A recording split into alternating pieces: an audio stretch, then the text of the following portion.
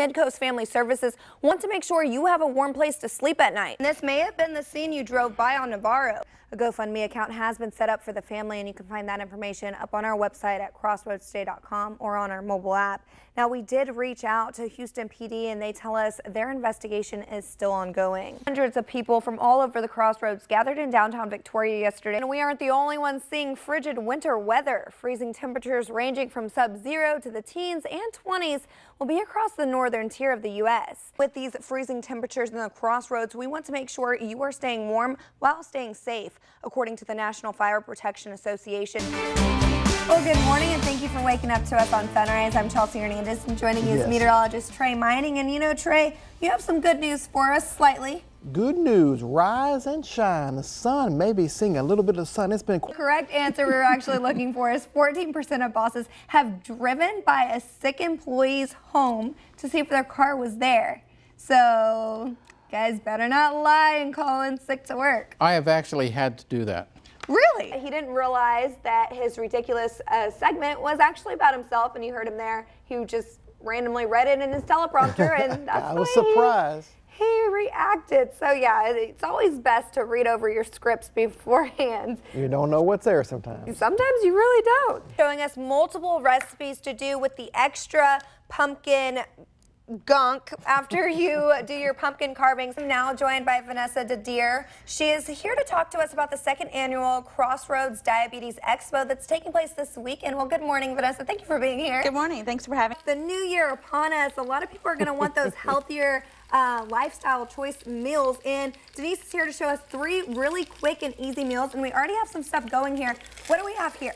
This is ahi tuna. Coming up, our pet of the week is here in studio with us. How you can add to your family this year, plus your latest local basketball coverage. Stay with us.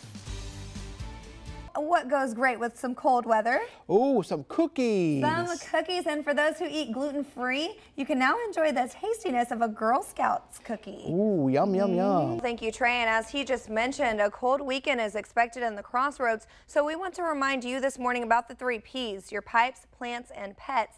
And now, speaking of animals, our Jasmine Haynes takes a look at how our area zoo is keeping them warm. And now to El Campo, where school officials have wrapped their side of an investigation into a teacher accused of texting students with messages not related to school matters. Starbucks will begin offering the flat white today.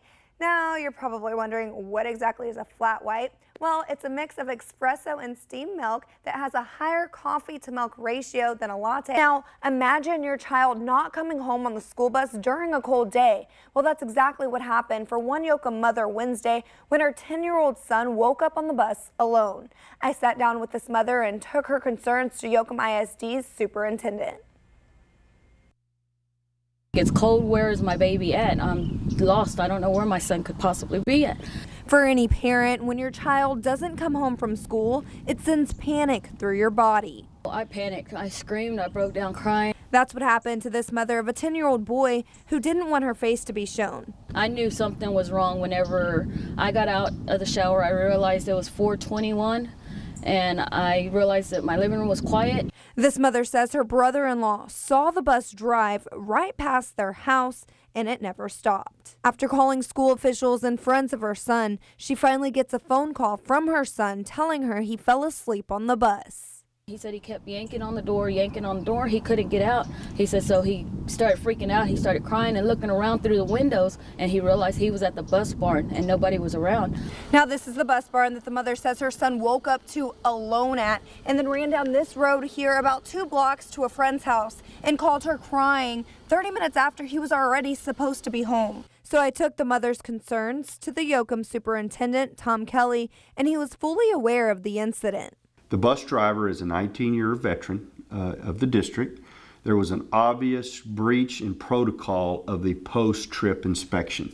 Drivers are trained annually to walk the bus once back at the bus yard. Kelly adds that the district is upset that this happened, and the driver will see consequences from this incident. The driver is very distraught, as well as the transportation department and administration, over the incident, and we regret that it occurred. The safety of students is the #1 priority of the district in transporting students to and from home each day. And for this mother, No mother wants to go through that experience. It's terrible. well, this mother assures me that her son is back in school but still distraught from the incident. She now takes him to and from school in her own vehicle.